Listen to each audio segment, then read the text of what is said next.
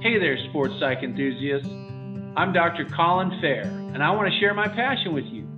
I love talking about ways to unleash the power of the mind. This recording is part of a larger lecture series I've created in an effort to make sports psychology concepts more accessible to a larger audience. The information contained in this series is especially well suited for students of sports psychology and is presented in a way that makes for easy listening for all. Welcome to Sports Psych Concepts. Welcome everyone to this Sports Psych Concepts presentation. Today I'm going to talk about a couple of different frameworks for psychological or mental skills training. Now, as is customary in any of my presentations, I like to make the caveat that this is not all inclusive. There are other frameworks, so I'm just going to give you a couple of examples to just demonstrate what this can look like. And ultimately, as a practitioner or aspiring practitioners, what I consider to be the ultimate goal is for you to come up with your own framework. And it can be built off some of these other frameworks. It can incorporate some of the concepts or constructs or things that are there, just the structure, absolutely. But every psychological skills training program, it should be a custom program. So even though there can be some frameworks and some guiding principles that are there, you're going to customize that. You have to customize that and tailor it to the individual needs of the performers that you're working with in the particular context. And so that's an important thing to keep in mind. Okay, so I'll show you a couple of examples, give you a few principles, things that you can take away, and then really my hope is that you think about those things and how you might be able to then take them, merge them, add to them, complement, integrate, and synthesize into your own framework that you use with the performers that you may be helping.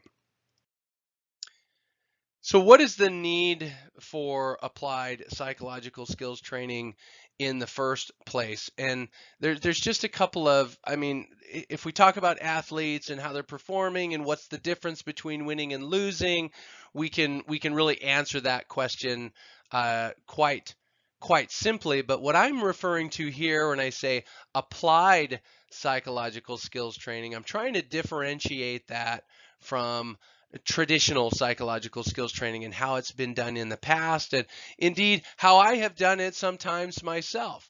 Okay, because mental skills training, oftentimes it's conducted more as a psychoeducational experience, okay, in settings where it's in a classroom or it's somehow removed from the performance environment. And I'm not saying that there isn't value in that. It's just sometimes athletes may struggle to make the connection to what it is that they are doing. Okay, so this is valuable for foundational knowledge. It's just sometimes performers find it challenging to then go and effectively apply and transfer those learned skills to practice, training, and competition. Okay, so we can use different learning designs to put these programs together. But what you want to think about is the most effective psychological skills training programs.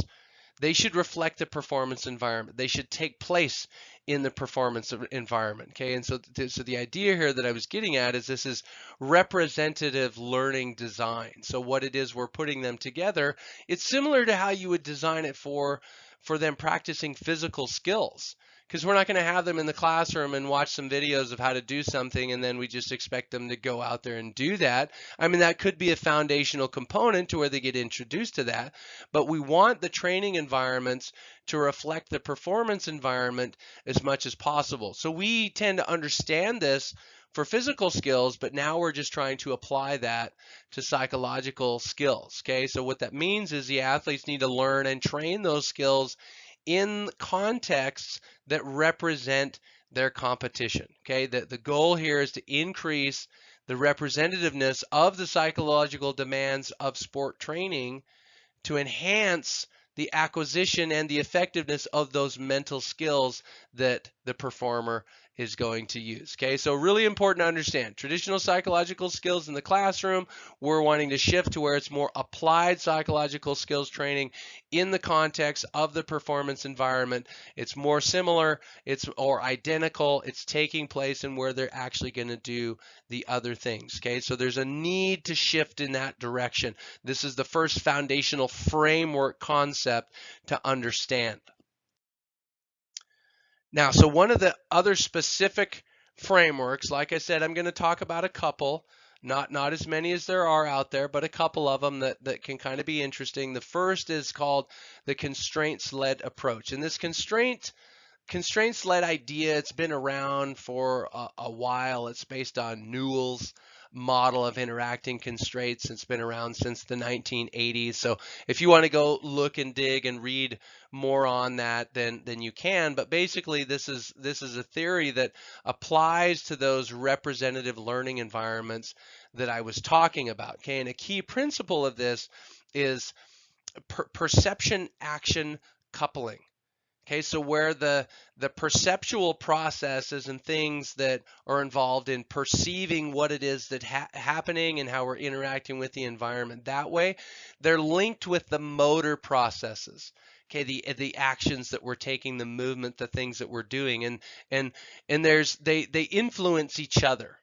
Okay, so perception action coupling, what we're perceiving, what we're doing, there's a reciprocal relationship there, and that directly affects the expression of the skills that we may be working on. Okay, so athletes are continually perceiving information coming at them from the environment, and then they're acting based on that reciprocal relationship between the changing information and movement in context, right? This is one of those things that when you think about it, you step away from it. It's really quite incredible what the human body is capable of, to be perceiving and moving and then adjusting based on those cues and those things that are coming from that. Okay, but in the context of psychological skills training, coaches and practitioners can leverage this by purposefully manipulating the training environment. Okay, to then couple the perception with the action, right? That's the idea here. Okay, so we're deliberately manipulating the constraints to help athletes attune to what are called affordances, okay, which are just opportunities to take action based on the perceptual and informational sources. Okay, so this is one of those things that many coaches do this already. They're going to manipulate the constraints, change the environment. Okay, we're doing small-sided games here to protect this particular thing because we want to emphasize the perceiving and acting on this particular skill or this situation that we want to work on. Okay, so we coaches do this in a physical, technical sort of context, even tactical, and so the idea here that I'm sharing is that we can also leverage that and utilize those things that may be already happening in a constraints-led situation, but then we're trying to develop psychological skills with that as well. Okay, so how do we manipulate these different constraints? I've alluded to this a little bit already, but I want to give you more actionable steps on this. So there's several different ways that we can do this, but think about constraints as just being different boundaries or features of the context that are going to influence the performer's skill expression. Okay, and so with that definition, we can then go and categorize these into different types. So we have the definition, then we have different constraints that we can classify these. So the first are performer constraints. Okay, the next is task constraints, and the last would be environmental constraints. And what we're really trying to do is we want to put boundaries on or emphasize certain features of these constraints that then influence our performance movement patterns, and then that will then in turn affect whether they acquire these skills that we want to transfer to performance. Okay, so I want to go through each of these individually. So I talked about performer constraints first. I mentioned that, and the performer constraints, basically they're personal characteristics that the athlete brings to the stage with them. So that could be things like biological factors. So like males compared to females, there's differences there in just biology, and so certain constraints that might affect what we might target there and what we want to manipulate in the situation. There's physiological factors. An example here would be things like height, or it could be even, you could really dig into this and say, well, what's their VO2 max, their max ability to consume oxygen, or what's their critical power, if you're working with a cyclist, or so you could have different physiological factors that you're looking at, and then there could be things like cognitive factors. What's their thought pattern? Do they tend to have more positive self-talk, negative self-talk? Like, what is it that's going on there that may be a performer constraint? And related to that, you could say there's also emotional factors, things like anxiety, or even different cultural factors. Okay, so these might be some of the things that we want to target. So for example, if you're working with an athlete, physiologically you can see how you want to target these things. Okay, I'm going to put you in a particular situation where you're targeting this particular work output, or we're in the weight room and we're doing this specific exercise to target this thing, right? So from a psychological perspective, what we're trying to do is leverage those things that are happening, but then attach some sort of psychological skill as well. Okay, so this could be if we want an athlete to work on narrowing their focus and understanding what that is. You can put them at a particular physiological situation where there's constraints around that, and they're narrowing in on something, or maybe they're broadening it out. Okay, or you could tie in their cognitive factors, right? Here's a situation where maybe there's a lot of information for them to process. They have to think about what are their thought patterns or decision making things. You put them in a particular situation where it emphasizes that. Okay, so you have different performer constraints. We can try and manipulate those, attach different mental skills, and we're just building this in to what's already happening in their practice or training environment. That's what's really cool about this. It's very practical. Okay, so then we have task constraints, other things, and these are kind of the fun ones. So these ones relate to the particular goal of the activity, what the rules are, what type of equipment they may be using, or different boundaries. And so this is a little bit related to what I was talking about before. Okay, and so let's just think you're trying to develop some mental toughness as an athlete. That's the particular psychological construct that we are targeting or we're aiming for. And so you're going to create an activity in practice that puts them through some adversity. Maybe they have a disadvantage where they don't really have a high chance of succeeding. Like their chance of succeeding is maybe less than what it is at failing. Okay, but you put them through that adverse situation to where they do have a chance of succeeding, right? But they have to really be mentally tough and demonstrate some perseverance and willingness to work through that adversity. So you can build situations where that is the focus, and it's just all you did was manipulate the task constraints. Okay, you just adjusted the situation to where they're going to do that. So you could do that with the activity. You change the rules. You could kind of basically handicap them with the type of equipment that they're using, or give some athletes certain advantages and they're working on different things, and how do they respond if they have more of an advantage? Do they play down to their competition? Do they still elevate and keep focus, and all of those things? So hopefully you can see those connections with that one. The task constraints are kind of fun. Okay, so we have performer constraints we can manipulate, we have task constraints we can manipulate, and then lastly we have environmental constraints that we can manipulate. And some of these maybe we can't actually manipulate as much. It can include physical things like the weather or the field surface. So what I think about here is, certain athletes that compete on a field and they show up and there was a storm the night before, and so the field is really sloppy, and so they have to train or compete in those conditions. And if they've never had to compete in that before, like for example, if the coach said, well, it's kind of rainy, kind of sloppy today, we're going to take the day off, we're not going to practice, right? They never develop those mental skills to go out and have the fortitude to learn how to respond to that situation. Okay, and so those are things that we can leverage. Maybe we can't manipulate the weather. Maybe there's ways you could manipulate the field surface, for example, right? But you can't manipulate the weather, but you can leverage it. You can find ways to do that. And the example that always comes to mind for me for this one is an athlete who was particularly mentally tough and knew how to compete in poor weather, was a college pole vaulter. I'll never forget watching this athlete. It was in an early spring track meet in a state where the weather in the springtime is really just kind of an extension of winter. And there was some snow, kind of windy, blowing sideways, just really not great conditions for pole vaulting, not great conditions for track and field in general. And this guy went out and broke the school record in some of the worst weather that you would ever want to compete in as a track and field athlete. And it's always stuck with me. It was amazing. And part of it was because he had to train in it.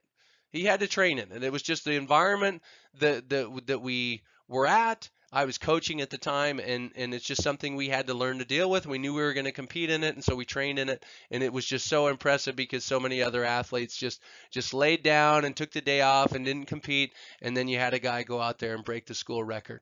Really, really impressive. Okay, but other environmental constraints, it could be social factors, performing in front of an audience, or I don't know if NFL teams do this anymore. I imagine that they do, and other sports that compete against large venues, large audiences that have a lot of noise. They actually have big speakers on the sideline when they're practicing and they're training and just making all this crowd noise. So then they have to learn how to respond in those situations. And so these are the examples, right? I mean, just some examples of ways you really can get creative and come up with all sorts of stuff. And that's what's fun about the constraints-led approach when you're thinking about psychological skills training and putting some systematic structure together. Okay, so we can manipulate performer constraints, task constraints, and environmental constraints, just to review. So now with those constraints in mind and that background information of the constraints-led approach, I want to shift and talk a little bit more of how you might actually use this, okay? How, as a mental performance consultant, use a constraints-led approach. And there's three key questions to kind of guide you through that, okay? And the first one is, well, what are the mental skills that these athletes should be training?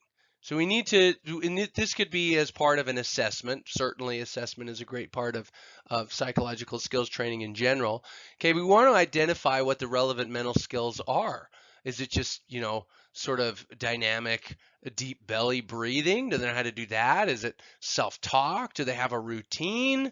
And so we consider those relevant mental skills, and then within that, we take into account both internal and external factors that might be present in the specific performance context. Okay, so for an example here, it might be managing nervousness and maintaining composure in front of loud fans. And we want to use diaphragmatic breathing in that situation, if it's baseball or football or basketball or whatever, where you might have a large audience. Okay, so we're identifying what the relevant mental skills are, considering the internal and external factors that might be present within the specific performance context. We identify those things, and then we can put a little bit together. Okay, so the second question goes back to that perception action coupling that I mentioned. So, the question is, what information or actions are needed to,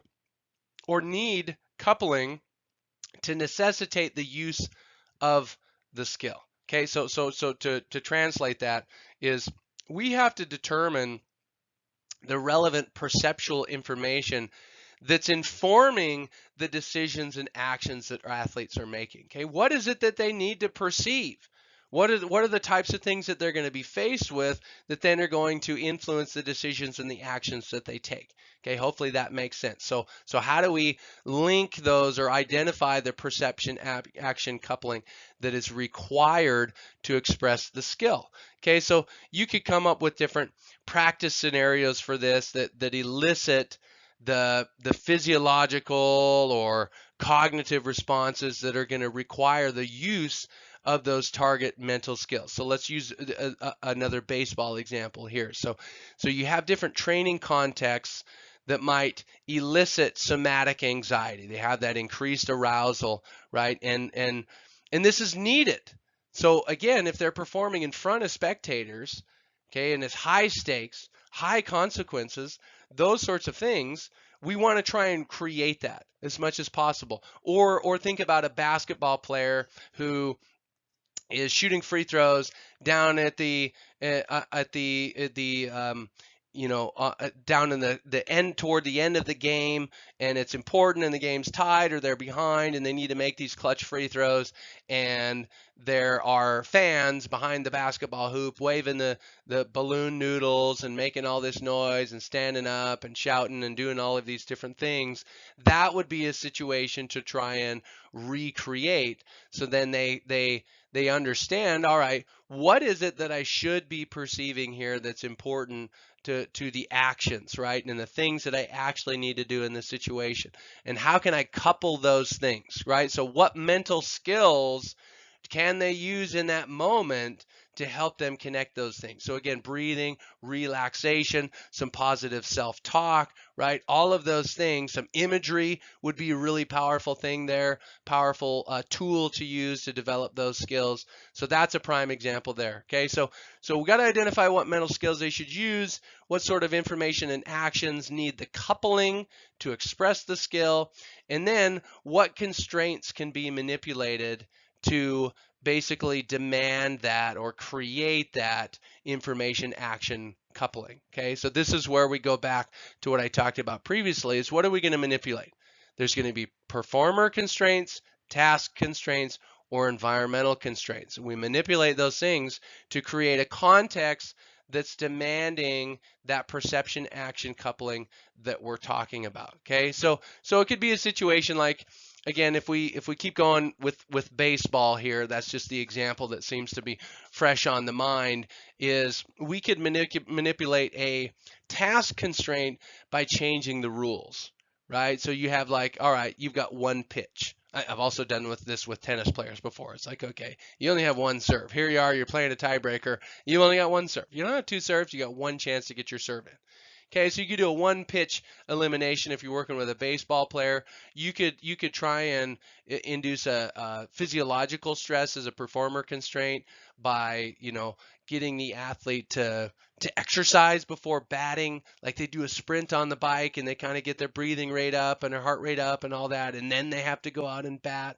Okay, I know that people who are performers who are in like shooting sports like archery or rifle or shotgun shooting, they'll kind of play around with those sorts of things, get their heart rate up, and then they step out there and they have to breathe and regulate and try and get their heart rate down so they can execute an accurate shot. Okay, so there's another example. Or it could be, again, the environmental constraint, but you're adding observers or you're adding crowd noise would be another example there. Okay, so the constraints, again, you can manipulate them individually, you can combine them, whatever it is that you do, we work through those questions, and then a successful implementation, it requires an in-depth knowledge of the sport. It's really important that we understand contextually. So if it's a sport that we don't have a lot of experience in, we got to increase our sport specific knowledge, and we can recruit the help of athletes and coaches with that. Okay, but we need to be aware of relevant information sources, the things that they're paying attention to. What are they perceiving? What's important for them to pay attention to? Okay, and so we collaborate with the athletes and coaches for all of that, and then ideally it'd be helpful if we could gain access to the facilities and see the type of equipment that they use so we can properly manipulate these things. Okay, so the constraints-led approach, really a lot of great tools. It can be an awesome framework. Again, it's just one approach, but hopefully as you think about the things that I've shared with this, you have a few ideas of how you can use this as a framework for a psychological skills training program. So now I want to shift and talk about another framework for psychological skills training. And this comes from a scholar in the sports psychology world that has made a lot of great contributions, Robin Veely, and there's more work that she's done that you can read about than just what I'm sharing here. This is from an article that was written in 2024, but it kind of expanded on the original model that was created, and it's a pretty good framework that's out there. And so I want to share this one so you have a couple of perspectives to consider as you're putting together a psychological skills training program. We have the constraints-led approach. We have this approach from or framework from Veely that you can explore, and then remember there are many others. But essentially, there's a few things to keep in mind with this that I'll mention. And the first is to understand that the mental training process is always going to begin with the consultant's philosophy and model of practice. Okay, so when we think about our philosophy, that's just whatever set of ideas that we have about mental training and psychobehavioral change.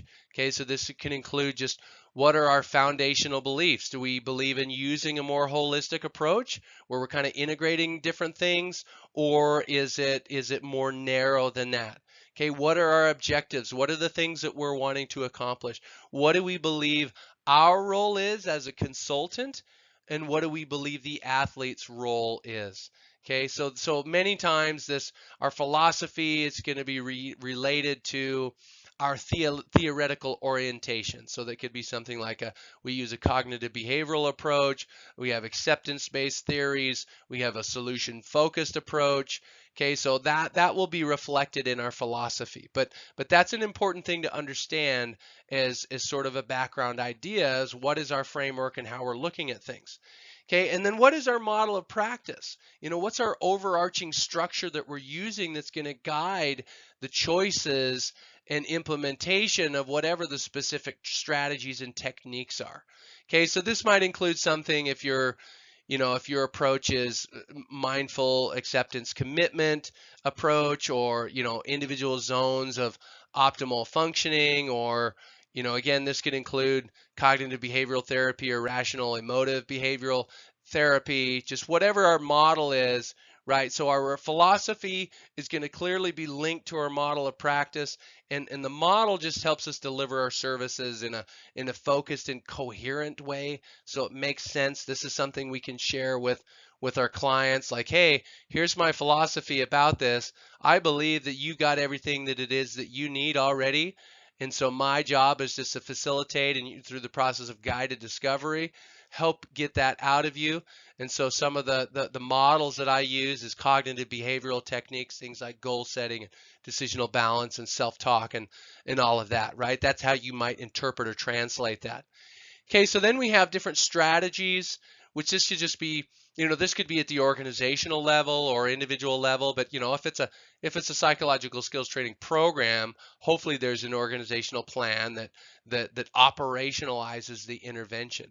Okay, so this might include things like, what are the steps or phases of the program? So, it could be, well, we're going to have a sort of preseason plan, then we have a competition plan, right? We have a foundational skills focus that we might do in the off season. Okay, so that's the strategies of how you're going to implement those things. And then you narrow that down further to what the techniques are you're going to use. What are the specific procedures or methods you use? You're going to tie in imagery? Is that important? Self-talk scripting, right? How they're attributing things that that are happening with them or that are occurring, are using goal setting, relaxation, different routines, mindfulness, right? These are the basic tools of mental training.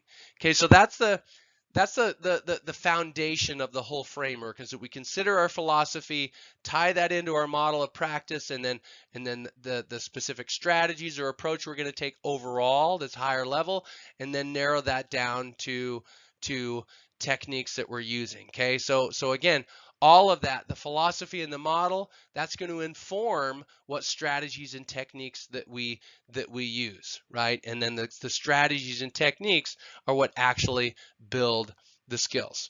Okay, so a couple other things that I want to mention about this framework. There's a few other things. Okay, so we have that foundational understanding, and really in this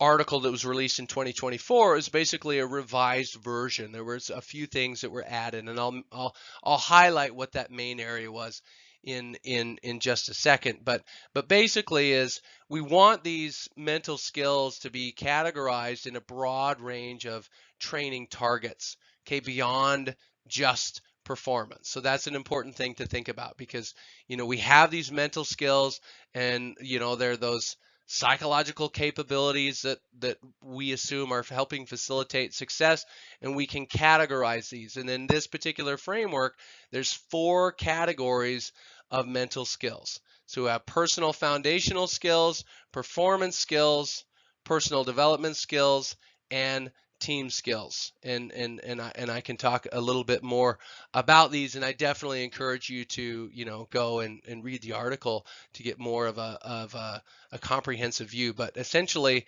the development of these mental skills, that's our key objective, regardless of whatever our specific philosophical approach or model is. So a key thing to take away as we introduce this framework. So now let's go through each of the key skills that I just introduced to you. Okay, so again, to reiterate, personal foundational skills, performance skills, personal development skills, and team skills are the broad categories. So for personal foundational skills, these basically provide the basis for success and what we could call an adaptive mental foundation, right? This is at the core. That's why they're personal foundational skills. Okay, these are the things that we need kind of before anything else. Okay, the things that are going to come from that. So we could include things like motivation, self-awareness. If you've listened to my other presentations, you've heard me talk about self-awareness and how that's always step one. But helping athletes engage in just what is productive thinking. That's kind of a personal foundational skill. Things like self-confidence, understanding where that comes from, where to get it. It could be things like mindfulness or acceptance, and self-compassion even. Now, self-compassion is one of those newer skills in this area of emphasizing, just kindness and non-judgment toward oneself that can be useful for athletes, right? A lot of athletes are really hard on themselves. They're the hardest person on themselves than anybody else. And so having self-compassion as a personal foundational skill could be something that then they can help them recover and develop some of these other skills, because they're not held up just by being so hard on themselves. Okay, so we have those examples of personal foundational skills, and then we have performance skills. And these are essentially the skills that are necessary for them to execute successful performance, to achieve successful performance. Okay, so these things that they need during performance. So examples here might be things like perceptual cognitive skills. So that perception action coupling that we talked about with the constraints-led approach could be tied in there. Just how are they processing information and making decisions? That's really important. Have situational awareness, right? Could link into that. What's their attentional focus? Do they know how to selectively direct their concentration? Can they sustain their focus? Can they shift it so it's narrow and broad when it needs to be at the right times? Is it an associative focus or dissociative focus? So many different things just tie into that one, attentional focus by itself, and that selective attention that they want. And then there's energy management. So how do they manage the physiological arousal that they have? They get excited, they get a little bit nervous, they might be a little anxious. How do they deal with that? The different feeling states, the emotions that they experience. How are they regulating those things? That's a performance skill. And in many ways, Technology, this, I think this is good to mention as an aside, is it's being increasingly used to train these skills on these things because we're able to tie those things in again with biofeedback or neurofeedback. Really fascinating. Okay, so we have our personal foundation skills, performance skills, and then the next category is personal development skills. Now these are really just, they're markers of things like maturation or self-development, where they are in their career, and things like autonomy. Okay, so some examples here might be identity achievement, who they are.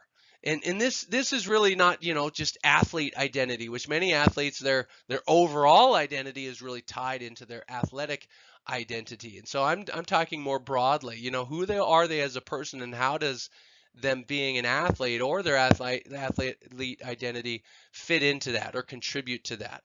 Okay, so that's a personal development skill that they can work on. Then they have different interpersonal competences. How well do they get along with others? They manage their emotions very well. This could include things like emotional intelligence even in here, right? What sorts of communication skills do they have? And things like lifestyle management and leadership, right? So again, reflective of their maturity of where they are. Can they step into a leadership role? And the first leadership role for everybody is self-leadership, and that's tied into the lifestyle management. How are they living their life? Are they on point with everything they do athletically, but then outside of that, their nutrition is not very good, their sleep isn't very good, they don't have discipline, they stay up all night, they do other things that are detrimental to their performance? That's what we're talking about, those types of skills. Okay, and so a holistic approach here is going to consider the person beyond just the athlete, and that's really, really important. Okay, so you could even rename these personal development skills to just life skills. That'd be another way you could classify that. Okay, and so the last category is team skills. And really these are things that they reflect the collective qualities that can enhance a team culture and hopefully overall success. Okay, so examples here, I talked about life skills, personal development skills. I mentioned communication there because it really could go both ways, but if we want to narrow it down further, we could say communication, intra-team communication between individuals. That this could be, outside practice, certainly inside practice and during competition. Do they have those skills? Is there psychological safety and belonging where they are on the team? Is there a sense of cohesion, a desire to be a part of the team? And then collective efficacy or team confidence, right? So all of those things would fit into that team skills categories. And so just to wrap this part up, we have these ways we can categorize these things. There could be considered some overlap between them, perhaps, depending on how you're interpreting it.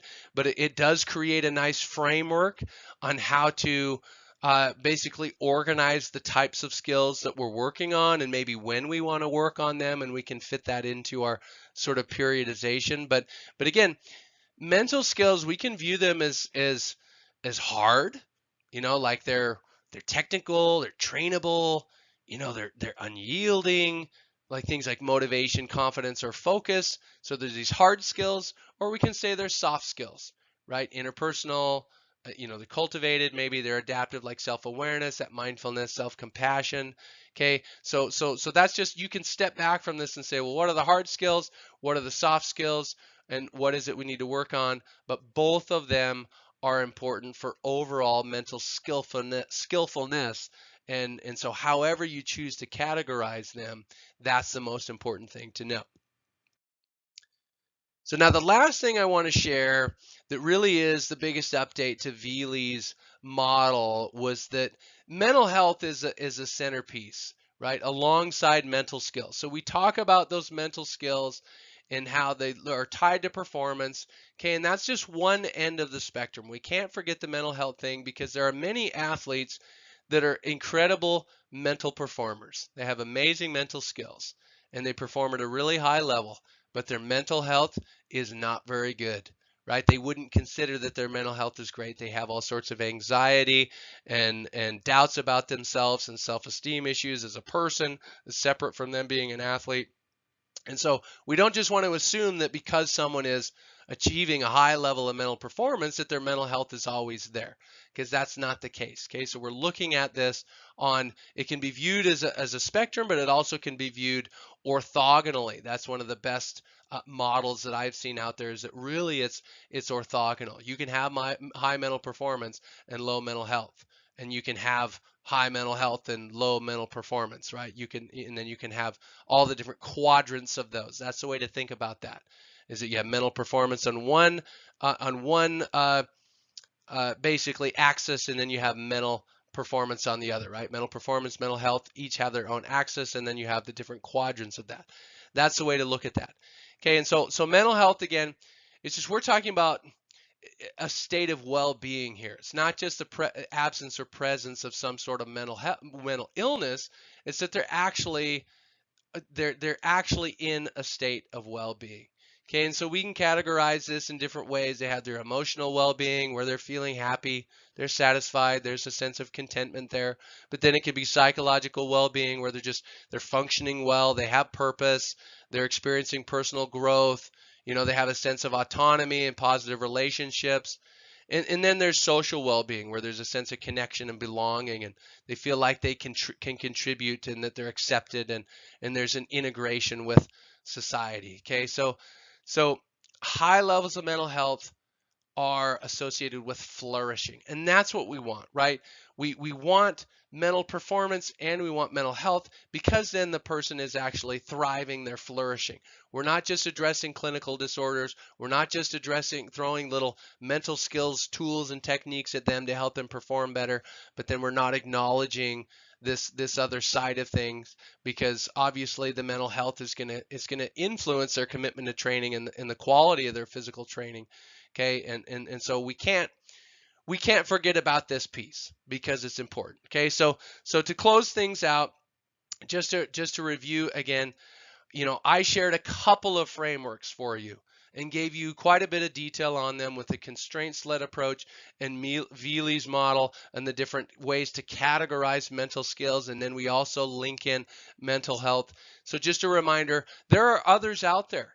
I encourage you to explore other frameworks, explore these in more detail if they're of particular interest, and then use those to kind of build your own model, build your own framework on your approach, your philosophy on how you're going to work with the performers. And if you do, it will be more meaningful, more impactful, because you have that strength and passion and confidence in what it is that you have created. Okay, and then you can customize that to your athletes. So thanks for listening. I hope that was helpful. Lots of great information. I find it interesting, but hopefully you do as well, and hopefully everything's going well in your world. I wish you the best, and take care until next time. Thank you for listening to this recording in the Sports Psych Lecture Series. I hope you learned something.